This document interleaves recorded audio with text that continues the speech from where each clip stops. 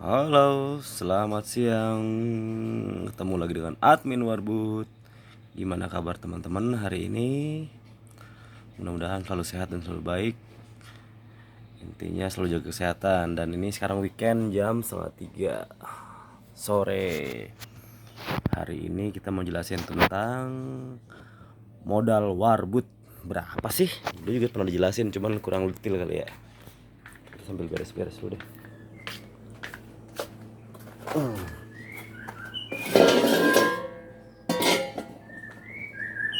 Untuk teman-teman yang baru join, baru gabung, jangan lupa di subscribe, jangan lupa di share ke teman-teman. Kita bahas modal warung sembako atau warung kelontong. Warbut, kenapa sih namanya Warbut? Warbut itu adalah warung budi, berdiri sejak tahun 1987-an sekitar segitu, dan gue masih kecil. Jadi Warbut ini adalah usaha turun temurun milik keluarga. Dulunya kita ada karyawan 2, tapi semenjak kita kelola sendiri kayaknya nggak perlu deh karyawan. Jadi untuk meminimalisir budget sama masukan, akhirnya kita kelola sendiri. Ya kita sekeluarga ganti-gantian sih penjaganya. Langsung aja ke inti sarinya, kita bahas tentang modal warung. Modal warung di awal dulu itu adalah kita tanpa pinjaman apa namanya, tanpa bantuan siapapun, kita berdiri sendiri pelan-pelan seadanya dana. Jadi baik yang bilang tuh nggak mungkin nih, pasti modal besar. Kita sama sekali modal seadanya. Nah kita ambil singkat aja ya. Jadi misalnya gini, Warbut ini dulu kecil, dulu posnya ada di sebelah sana lah, ada rumah sebelah sana. Ini rumah kosong dulunya, Hook.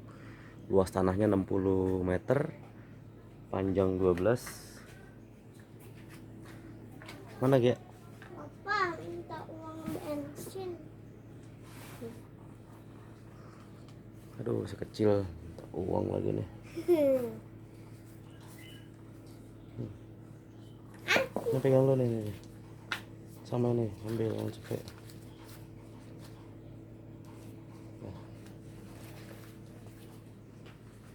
Kita lanjut lagi.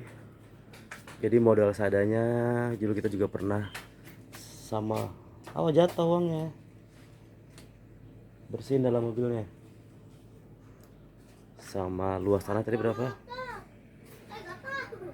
Sama luas tanahnya 60, ke belakangnya 12 meter, ke sampingnya sekitar 5 meter. Jadi luas 60. Bagian 2 meter setengahnya dari sini ke sini itu sekitar 2,5 meter. Itu untuk area ngopi-ngopi sama santai teman-teman nongkrong atau yang pada diskusi malam. Karena di sini selalu rame, dari sore sampai malam tuh rame terus. Siang juga rame, orang-orang pada ngopi, gitaran, diskusi, tua muda campur, ibu-ibu, anak-anak, bapak-bapak gitu. Jadi kita langsung bahas aja. Tadi Beckham bilang juga kan, nggak mungkin, pasti modalnya besar. Kita modal itu seadanya, tanpa pinjaman, tanpa bantuan dari siapapun. Jadi jadi orang tua kita tuh dulu merih, orang tua dulu kan orangnya merih prihatin. Apalagi orang Jawa itu kan terkenal dengan prihatinnya, kerja kerasnya, uletnya. Dan yang satu hal, jangan pernah curang dan jangan pernah nipu orang siapapun. Itu kuncinya.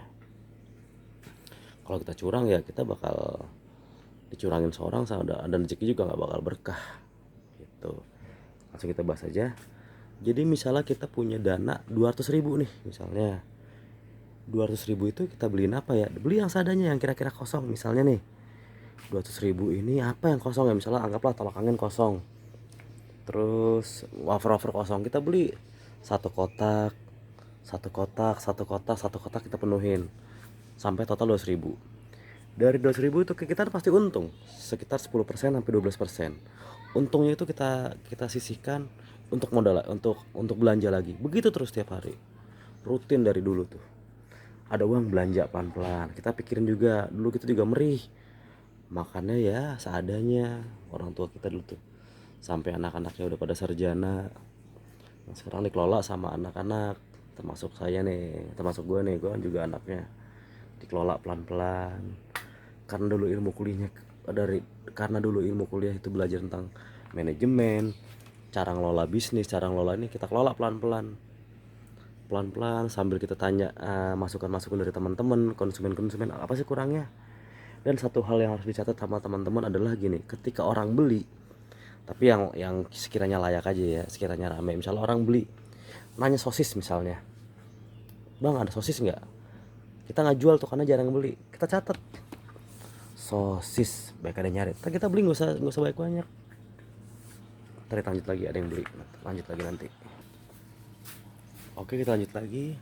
Jadi gitu, seadanya barang aja, seadanya uang aja. Kalau bisa nggak usah pinjaman, karena pinjaman tuh pasti berbunga. Sedangkan toko sembako itu, warung kelontong itu kan untungnya kecil. Misalnya gini deh, kita anggaplah untung toko 12%. Kalau kita nyari pinjaman atau bantuan dari orang lain, dari hasil uang itu kan pasti berbunga. Anggaplah dari 12% itu kita kepotong bunganya, anggaplah paling kecil sekitar 5%. Berarti untung kita cuma 8% tuh dari hasil penjualan. Kan sayang. Kita metodenya, jadi selalu bilang ke keluarga, jangan pernah pinjaman, seadanya dana aja, pelan-pelan. Jadi misalnya kita misalnya contoh deh, aku ini kosong, kita beli aja 2 dus. Besok kan laku, beli lagi, pelan-pelan aja. Kita itu yang kita lakuin sampai sekarang. Jadi 0 pinjaman, tanpa kredit, tanpa pinjaman, tanpa apapun lah. Ya gitu kuncinya. Kalau menurut kita kan orang tipenya beda-beda. Ada yang pinjaman terus terbayar sekaligus, ya itu nggak ada yang salah juga sih. Cuman kalau kita ngilangin biar bebas pikiran aja. Jadi pikiran tenang, nggak mikirin apa-apa, karena juga kita kan mau refresh sama keluarga tanpa harus banyak beban pikiran yang harus dipikirin. Aduh, bayar cicilan, bayar apa, nggak pernah kita gitu. Alhamdulillah kita berjalan dengan baik, ya pelan-pelan lah. Untung nggak besar, tapi perlahan tapi pasti. Kita kumpulin dikit demi dikit. Ini sekarang lagi belanja nih, baru belanja. Paling ntar kita bongkar. Gitu. Lalu ya apalagi ya? Oh iya, jam operasional Warbut seperti biasa. Kita buka jam 5 lewat habis subuh, sekitar jam 5.15. Tutup kita nggak nentu nih, karena malam selalu rame tempat nongkrong. Kita bisa sampai jam 2 cepatnya, sampai jam setengah 3, bahkan dulu seringnya sampai jam mau subuh jam 4 gitu. Jadi di sana juga, di daerah sini juga keamanan juga kan kuat. Ada 3 pos security dan 1 pintu. Orang juga susah kalau mau niat jahat di sini. Dan di sini juga banyak anak-anak muda yang kompak. Di sini emang selalu kompak anak mudanya, warganya kompak lah. Dan kita juga punya kayak bagian informasi kayak alarm, terus kayak apa namanya, kayak grup sosmed, grup security di depan tuh ada. Jadi warga kita emang bener kompak. Nanti kita akan bahas masalah kejahatan di daerah warga sini. Pernah terjadi, cuman selalu gagal. Itu seru ceritanya, tapi nanti di video berikutnya. Kita bahasnya area warung dulu aja sekarang. Jadi gitu teman-teman, untuk yang baru merintis pelan-pelan, ya kalau bisa sih seadanya modal aja. Cuman tetap ingat, di manage semuanya, jangan boros, jangan foya-foya, jangan terlalu glamor, karena kebutuhan kita tuh bukan orang yang nilai, kita sendiri. Jangan hilangin gengsi, hilangin kebutuhan yang nggak perlu. Misalnya lu beli jam atau beli sesuatu yang nggak perlu, cuman ingin dipuji orang, itu jangan, nggak usah. Dan dari dulu gue ngelakuin hal itu, hal yang menurut gue nyaman, ya udah. Misalnya contoh beli kaos, selama kaos itu nyaman buat kita, ya kita beli walaupun harga 10.000, 20.000, daripada kita maksain harga 300.000 tapi kita keuangannya minim cuman karena ingin dapat pengakuan dari orang. Itu kan nggak bagus, memaksakan jatuhnya. Ya sah-sah aja kalau punya uang lebih gitu loh. Dan nggak selalunya sama, dan selalu nggak selamanya harus sah kita beli yang mahal, enggak. Banyak teman-teman kita pengusaha yang gayanya biasa aja, handphonenya biasa aja, stylenya biasa aja, mereka kaya raya, cuman emang sederhana hidupnya. Karena untuk apa ngasih amunisi ke apa namanya, ke orang lain yang cuman karena mentingkan gengsi? Untuk apa? Bikin sakit kepala kita doang. Apa adanya aja lah gitu. Pokoknya gitu aja kayaknya review singkat siang ini. Jangan lupa subscribe. Selamat sore, selamat beraktivitas. Ciao, salam Warbut.